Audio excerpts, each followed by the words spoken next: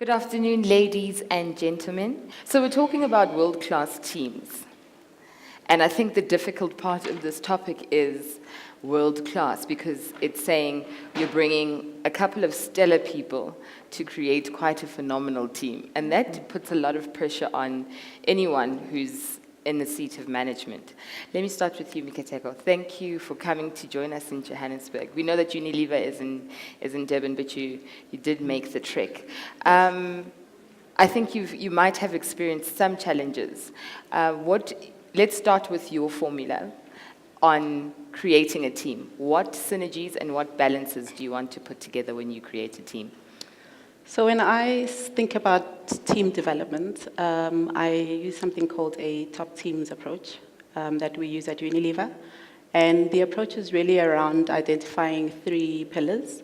And the first one is around purpose, which is really centered around employees having their own personal purpose, and which is really around doing meaningful work, which will have an impact on consumers and communities. And really, that is quite at the center of how Unilever really operates in terms of its purpose statement. The other one that I really work on and focus on is around trust, because I think when you work within a team dynamic, the only way that you'll actually be able to perform as a team does require a level of trust to exist between the different team members. And I think the third for me is more of a capability, I think, given where the world is today with respect to the whole digital journey, and that is focused around curiosity, that I would expect from my team members. Okay, thanks for that. Silindile, thank you very much for joining us. What is your formula or recipe, so to say? Excuse me, sorry, I was coming down with the flu, so I'll be doing a bit of those throughout the session. Apologies in advance. My formula is actually more of, first of all, it works with trust, as Mikateko has also, alluded to it. We have a formula of we need to trust each other so that we can work well together. It's a bit hard to engage with someone that you don't trust. Also, it's more about being open-minded in terms of being receptive to the ideas of your team.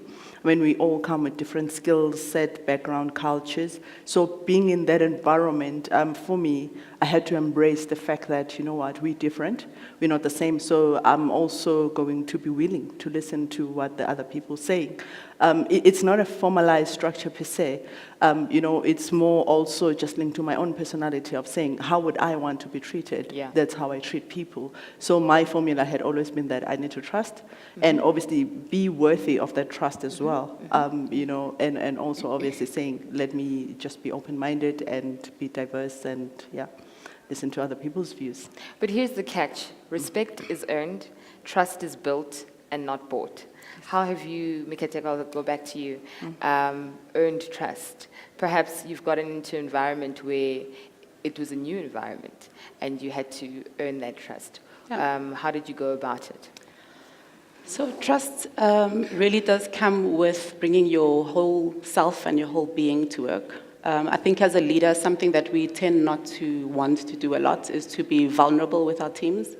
And the approach that I normally use when I enter a new environment is to be super open, honest, and transparent with respect to who I am, because I think the minute people have an appreciation for who you are as an individual before who you are as the CFO of Unilever, I think that automatically builds and breaks down a barrier of hierarchy, if I can put it that way. So really just trying to understand who people are at an individual level. And I've actually done this with my team where we had a session, and it was really around building trust through vulnerability. And it was a session which included a couple of things around what do we actually see as a world-class team, for example. What would we actually like to see that as? And really just being super open and honest around where we are today and how we actually think we would like to build that bridge. The one thing that I think really built a huge amount of DNA in terms of the way that we work with the team was a moment of vulnerability that we actually had to create together. And each individual was actually asked to tell a story which was around themselves having experienced a moment of pain. That was pretty much what it was about. And the reason why we did that was because the minute you are able to share something that's quite personal and dear to yourself with people that are around you, again, you are sharing something that requires trust within that group of people for that story, for example, not to be repeated elsewhere without your permission. So just building trust with that level of deep intrinsic vulnerability, for me, is something that Unilever definitely has been super amazing at, and it has enabled us to be quite tight as a team, because you have a sense of something that's very, very common to you just as a small team, which then actually just replicates throughout the organization as well. But then the debate or the argument that one then brings is, with that familiarity comes contempt. How does one then remain professional but still being vulnerable? So I'll answer that. I think at the end of the day, we are in corporate in this case, because we are all here to either add value, create impact, or actually deliver something with purpose. And I think being in a work environment, for me, always requires a level of maturity and a level of professionalism. And definitely there is a need to be able to rely on that being available and in existence between those team members. And again, that's where the element of trust comes in. Because if we are unable to work together as a team with a story that would have been shared, how do we then start resolving critical business issues, which at times actually does come with what I call positive tension, because there always will be some form of tension in the work environment. And I think employees and team members need to understand that you're actually dealing with a business issue or a business topic, and it's not actually anything that's personal. So if teams are able to differentiate between this is a business issue that has come up, these are the underlying issues that have happened, and this is the recommended solution, that's exactly what it should be. It should not be associated with anything that then becomes tainted or perceived as a personal issue. And for me, I think that really does propel teams to move forward quite quickly. I think I would like to add to that, to say, you know, what I've done, and obviously in terms of ensuring that you don't cross that line, is setting clear boundaries, even when it would work. The type of messaging that you send out, also the way you conduct yourself. I mean, tension in a work environment is inevitable and it's unavoidable. It will always be there, but it's a matter of how do you then set those boundaries for yourself. And it's also by just saying, addressing the issues as and when they happen. If someone has spoken to you in a way that you don't really feel comfortable or feels extremely too familiar, you're able to cut it on the ground in a very obviously professional manner, so that obviously going forward, everyone is aware of it. And then, you know, in any group, there'll be those people in meetings, especially big meetings, where they would want to sort of, you know, prove where they are or prove a point. You know, it's also trying to address that diplomatically and also ensuring that, you know what, they know where you stand. And for me, I'm saying that, you know, ensuring no one crosses the line. Yes. It's just about, tell them how you feel and also your ground. stand your ground, definitely. And we live in the Rainbow Nation with a diverse group of people. How have you dealt with diversity? How have you dealt with team members that weren't so open to diversity and change? If I can take that, you know, when I think of diversity, you know, there's always this myth when you talk about diversity, it's always black and white. Whereas it's not about that. No. It's about gender issues. It's about age issues. It's about cultural issues. As you know, we were joking earlier to say, you know, coming in diverse also experienced that coming from one province to go into another province, you had to deal with cultural issues. So how you deal with those diverse issues is to open to them. You know, don't shy away from them because they exist. This is South Africa.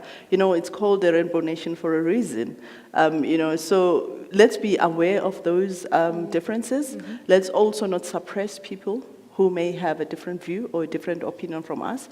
Let's acknowledge that. I always say one of the most struggles, career-wise, I've had to experience, other than, obviously, the first and foremost, is to be in a male-dominated sector, where you go around the room, you're the only female, and obviously, I don't really wear pants.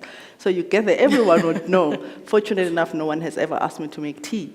And I always joke about that because the first time we were with our previous Director General, Lungisa, so we were talking about something. They said, oh, please help yourself to some tea. I don't want to make you tea because I don't ever want you to assume that I'll be a tea person. You know, it always became a joke after that. But I'm saying, when we talk about that diversity, understand that when I'm in a male-dominated environment, I don't have to change myself. Yeah. I'm enough and okay as the A person that I female, am, as a yes. female, and I can still lead. So also that was my first, obviously, something I had to overcome. Again, how do I put a line and a stop of those cultural barriers where in a Zulu culture, those that may understand or know it, you know that as a woman, you have your own place at a corner somewhere. You're not supposed to talk, but in the work environment, you become dominant. How do you find that balance? How do you make sure that, you don't obviously subscribe to things that you don't believe in? So it's also focusing on that diversity. The second one, also on diversity, it's the working for or with rather older people. Yeah. Leading older people, so you'll understand that in African culture, we'll call it that. Older people will call them sisi or mama or puti or whatever that we call them. So it's quite difficult to reprimand someone once you said sisi so ever, because that just takes away the position of power. You have to be quite strategic about it. So for me, diversity is understanding that those things are in existence and they do exist, and obviously you have to deal with it, in lack of a better word, Yeah. And it's there. You don't have to shy away from it. So understanding diversity and facing it head on, for me, is what has worked for me for the past number of years that I've been in that position. Great. And Mikateko, what kind of diversity elements have you seen? Yeah, so Unilever has quite an intentional diversity and inclusivity agenda. Okay. And as Silindile has also mentioned, it is quite diverse in terms of the different topics that you can ever actually cover within that. For me, I think what really helps in a working environment is for everybody to be comfortable with being uncomfortable when we actually talk about DI-related topics. Because the more you actually have those type of conversations, the more people are actually then comfortable to have them in smaller spaces. So I think this is really where leadership moments come to the forefront for me, in terms of whether it's the CEO of the organization or leadership in the organization, managers as well, really needing to take the lead and invite people to actually have conversations on diversity and inclusion, and actually enable the teams to overcome that point of discomfort. Because once you actually can overcome that point of tension, when you're talking about males, females, black or white promotions, trying to get to triple BEE scores and the type of decisions that actually go with those conversations. For me, once you've gotten over that tension point, and you actually see yourself being on the other side of that mountain, it's so much easier to have these conversations as normal conversations. It's not necessarily seen as it's that agenda item that we all need to have a sleepless night about before to actually be able to talk about. So really just being able to make everybody comfortable with being uncomfortable, if that's the case, because it's going to be something that's not going to just resolve itself. That's pretty much how we handle that. And I'll just start with Silindile right now. Have you always been in the public sector, or have you been in the private sector? And perhaps when you got to the public sector, it was very different. What were the changes like there, walking in as a manager and having to perhaps lead a team that had already created its own rapport, but now had to match your leadership style? When I think back, I joined the public sector in 2012, and I wanted to do a 360-10 and go back where I came from, and I was at a KPMG before that. Excuse me. So for me, when you get into the environment, you're quite correct. They had built, you get there, well, younger then, young, dynamic, about to change the world. You want this report now. You're used to consulting environment. You charge by an hour. You get there, you're told, but I'll give you tomorrow. No, but I want it now. Then, the tension starts. The gap is there. So for me, I had to adapt. I had to change. I had to realize, okay, so how do I win people over? How do I get them on my side? How are things done, by the way, around here? That was one of the things I had to do. I realized that, we use, as I'm saying, in the private sector, it doesn't matter your age. John is John, Cindy is Cindy, and whoever is whoever. There was no pre-CC and you could tell when you call an older person By name. By name. you could feel and see the body language, say, whoa, who is she? You know, and somehow people will sort of cut you to size without telling you. So for me, it was a matter of, I need to understand the rules of the game. You need to make that shift mentally.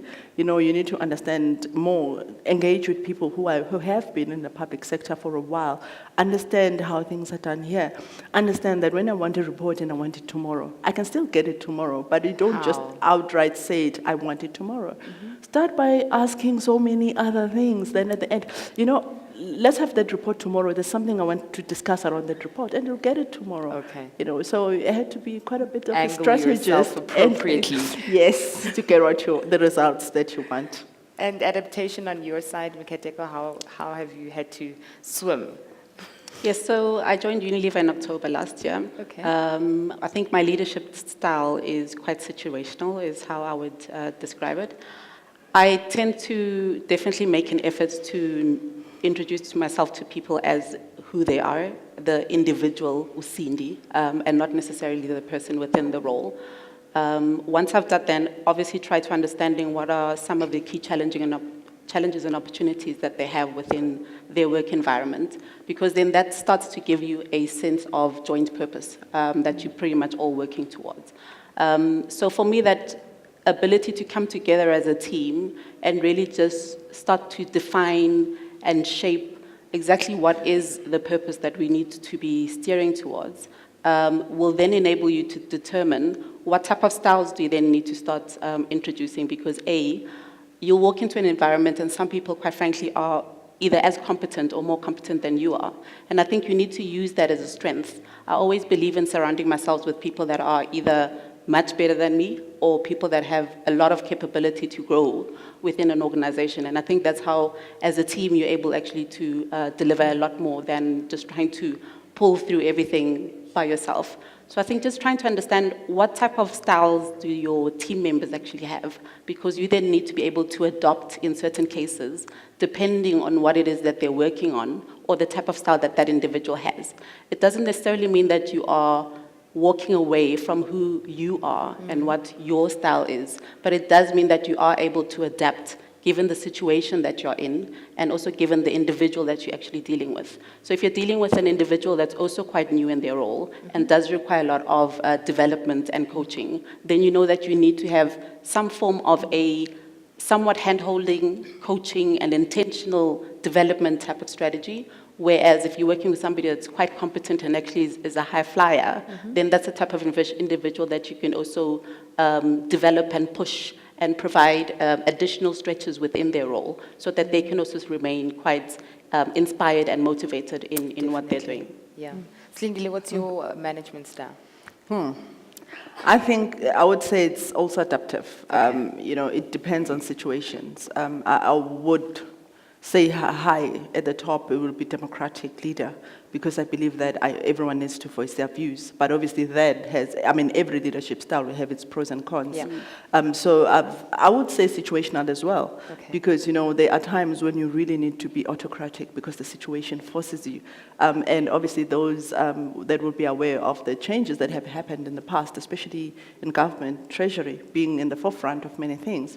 You know, being this democratic person, also there are times and events and situations that it will not work. Yeah. So definitely, for me, what have worked is I need to understand the situation, and I need to be quite adaptive to whatever situation that I'm dealing with, not forgetting that obviously everyone is entitled to their views, and using, you know, being a democratic leader, most importantly, and balancing the responsibilities and the challenges, obviously, of taking a particular leadership style. Yeah, that's clever. I was talking about building world-class teams. What do you then do when you are given a team who perhaps is not what you spoke of, made of people who are as equipped as you or even better than you? What if they then lack the expertise? What if the place where you're arriving at lacks the technology and the resources that you require to create a world-class team? How do you go about creating that? I think as a leader, you need to be real, is what I call it. I think you're walking into an environment, you need to understand it for what it is. whether it's absolutely amazing and world-class already or requires a lot of work, I think be real. I think identify the key opportunity areas that you can start prioritizing on with the team. Be it you need to look at systems and processes, or be it you need to look at the team's capabilities, be it you actually need to look at the organizational structure. I think it's super critical that you're able to identify the root cause of the current situation. You can then start to prioritize what do you actually start with and what resources do you then need to be able to move the whole journey forward. For me, I think in an environment like Unilever, where you actually have access to global resources, you are able to actually bring in international resources to help you with development of your team. Okay. I'm a thorough believer in using local resources as well to do that, because I do believe that South Africa is rich in its capabilities itself. So be it that you actually outsourcing locally to bring some expertise into your own environment to help you to do that upskilling or to do that capability building, you need to do that. I tend to always partner very, very tightly with HR in an organization, because that is where you'll really get a lot of support in terms of your capability building that you actually need to do with your team.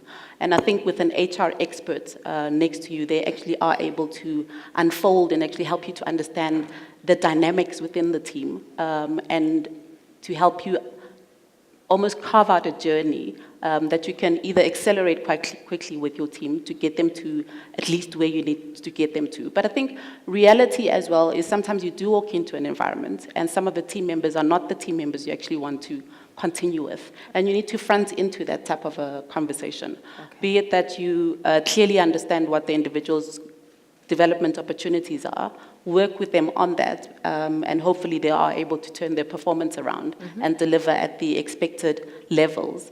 Then everything is fantastic. But if you can see that the individual will not actually be able to get to that point, or the individual is actually not adding the energy or the effort required for them to develop themselves, you then need to have that crucial conversation around performance. And for me, I think those type of conversations need to be held rather sooner than later, purely because, you know, in a whole bag of apples, you have that one rotten apple or that one spoiled potato. It does actually have an impact on the rest of the team. Definitely. So just being able to contain that situation quite quickly is super critical. So when you started answering the question, you said you identify key opportunity areas.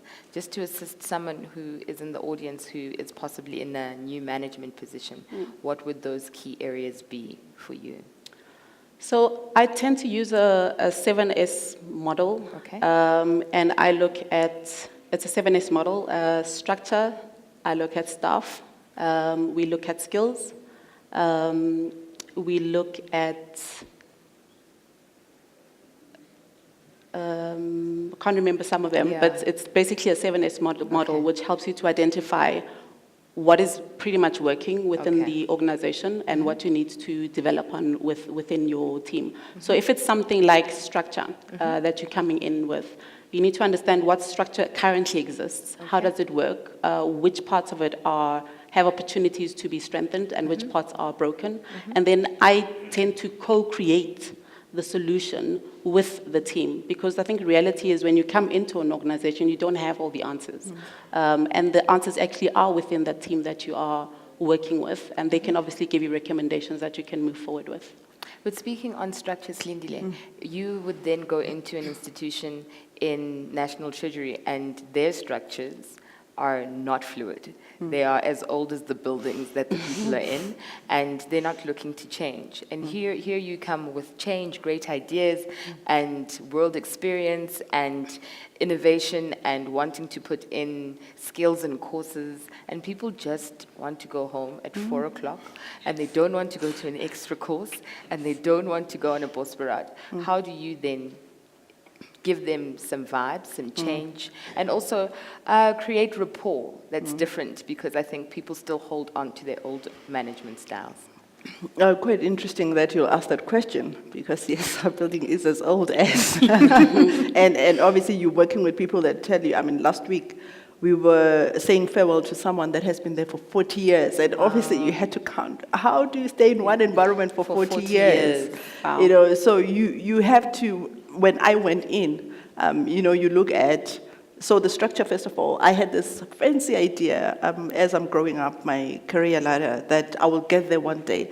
I'll have my own PA, I would choose, I would interview people, you get there, okay, so start working. You don't choose anything, you work with what you have. Yeah.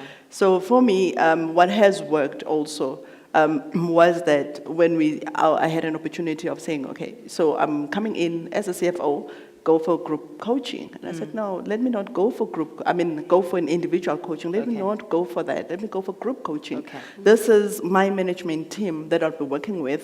They need to understand who is Silindile. So one of the things also about, I forgot to mention when talking about the culture, when you get to public sector, most people don't know your name. So when you can go to Treasury and say, who's Silindile Kubheka? The few people could scratch their hands, but when you say, who is the CFO, they can tell you what the CFO is. It's about titles. It's about titles, it's not about a person. Okay. And people that I deal with, and most people will tell you, my name is this, because title is not permanent. And I will make sure of that it's not permanent, because you need to build a ground for other people to grow. So when you get in such an environment where you know there will be barriers for you to be able to grow people, there'll be barriers of you to be able to say, structure. It is what it is.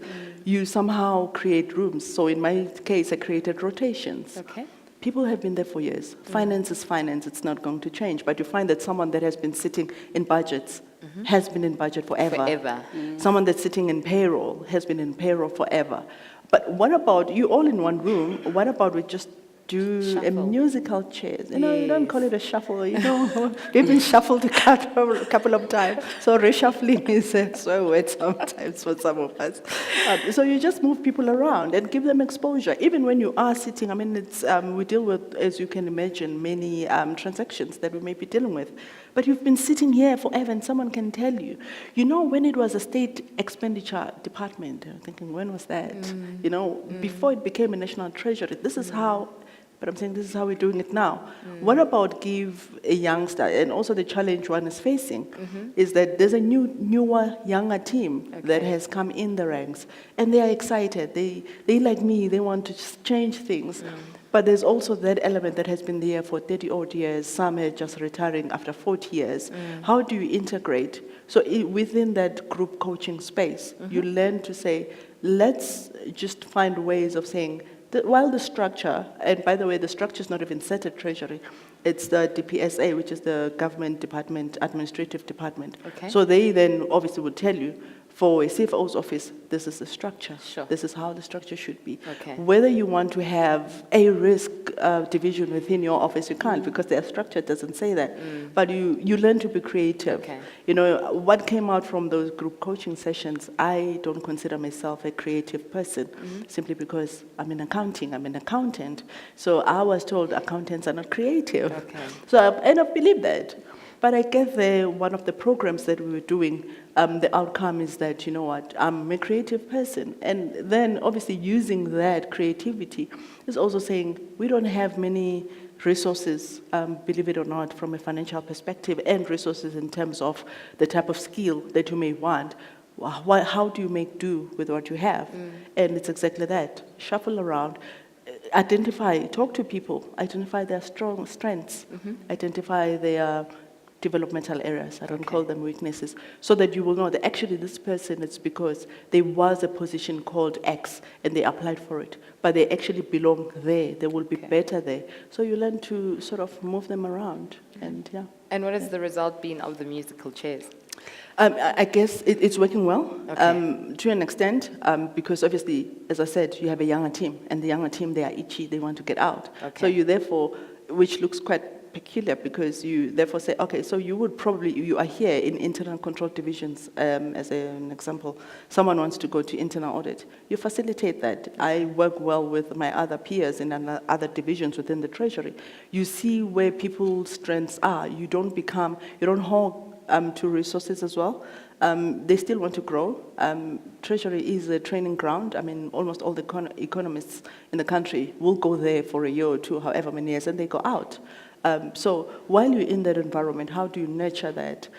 So you don't become selfish in terms of saying, of course, if someone moves, someone else will come in because there are always people willing to come in and out, Okay. which again creates excitement because people would know that while we are here within the structure, within finance, I may not grow to become the CFO. There's only one role for a CFO. There's many of us. There are people in certain levels that I may not jump because they've been there forever. But I can go outside. I can still grow within the department. So it's also being open-minded and also being able to, when you get those opportunities and platforms, to discuss with other people in other divisions, share about your staff, share about what they are good at, so that obviously you create that room. The ideal, obviously, is that they don't leave the organization, Yeah. they just leave the division. We still benefit at the end of the day. Okay, thanks for that. Just we're past half the hour, so I'd like to open up to the audience if there are any questions on creating a world-class team to the panelists. There's a question here in the front. If you could be so kind as to give us your name, where you're from, and then into your question, if you can stand, please. Thank you. Mohammed Wan from the Carlyle Group. Could you talk a little bit about what you're doing in disrupting how teams are put together, and also what are the initiatives you're undertaking to plant the seeds for the generations of tomorrow in terms of leadership? Did you get his question? I think I understood it, so I Okay. can give it a shot. Yep. Let me know if I haven't answered your question. So I think some of the things that we are looking at is a model called Be Resourceful, which almost talks about how in future you're not necessarily going to have a fixed organizational structure with what we today call FTEs.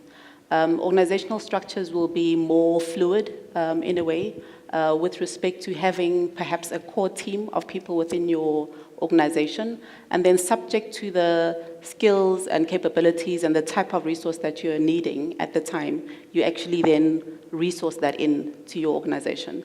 And that really talks to how the work environment is changing so quickly that some of the skills you actually have within your business are not necessarily the skills that will take you through to your future organization. They're not necessarily your future-proof type skills. So if I give you an example around how within Unilever, we obviously have quite a huge digital journey that's actually currently going on.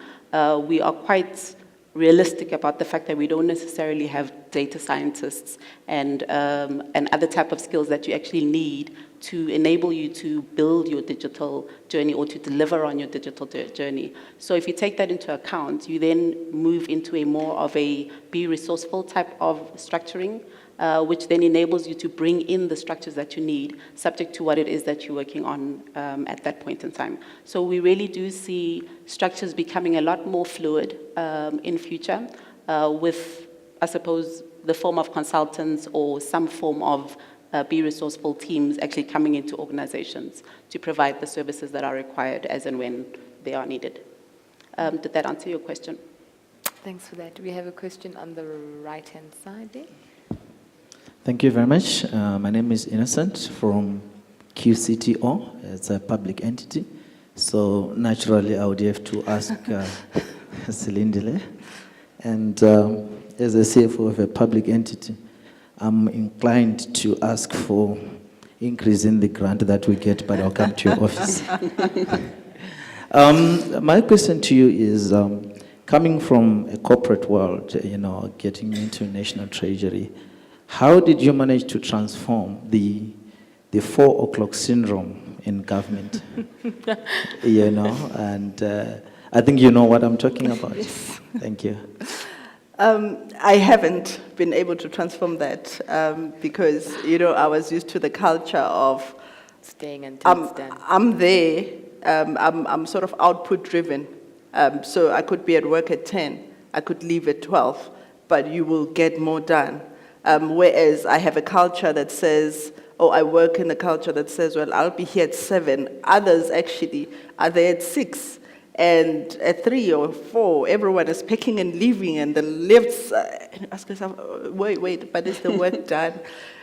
You know what, I'll be quite honest with you, I haven't, but I see that, the higher you go, the more you try to tell people, they see how you work, they see that, you don't want to send too many emails at night, but there are times, especially around the crunch time, audit time, budget time. Now we're going to MTPPS, soon, in 2 weeks' time or so. So there is a culture where you work, you adapt to that culture and you show them this is how it's supposed to be done. And funny enough, though, as I'm saying, I haven't really killed or worked on that syndrome because it's not a lot of people. Treasury happens to be in between a typical, whatever typical people call of a government department and a professional environment. As I said, obviously, we work with economists. So you try to find that balance. You know that a person that lives at 4, you're not going to ask for something at 5 to 4 because you're going to have a big issue. So you need to know your team. The ones that come in early, fun enough, actually, if you asked that question this morning, there's a document I forgot at the office, and I started to get worried because obviously it was one of those sensitive documents. Where's this document? I mean, I woke up at 6 and it's not there. I had to call someone that comes at the office at 6 to say, please go to security, get the key from my office. I'm looking for this, check if it's not there. And thankfully, it was in my office. So again, you work with strengths of your team. Understand there will be people who will be there at 6 and know what you will need at that time. There will be people who would leave at 4. Make sure you understand how they work. Don't set yourself up, basically. Understand your team. Thank you very much for that. I think we've had quite an interesting debate and sharing with you and your experience. Mikateko, closing up. What would you like to just leave us with in creating a world-class team? I think really, as leaders, being conscious that an inspired team really does perform at a different level. And as much as it is our role as leaders to create opportunities for inspiration through, for example, purpose workshops, etc., it really is also up to that individual to want to actually make a difference in that environment. So I always say to my team, I very much prefer to work with people that have the heart, that actually want to be in that environment, because then their ability to actually create impact without you as a leader always needing to drive is always a lot more natural. And it doesn't seem like an effort. It's actually something that they're doing because they're enjoying it. It's something that they want to do. It's a type of impact that they want to create. So that type of environment really, really does work with a lot of the team members.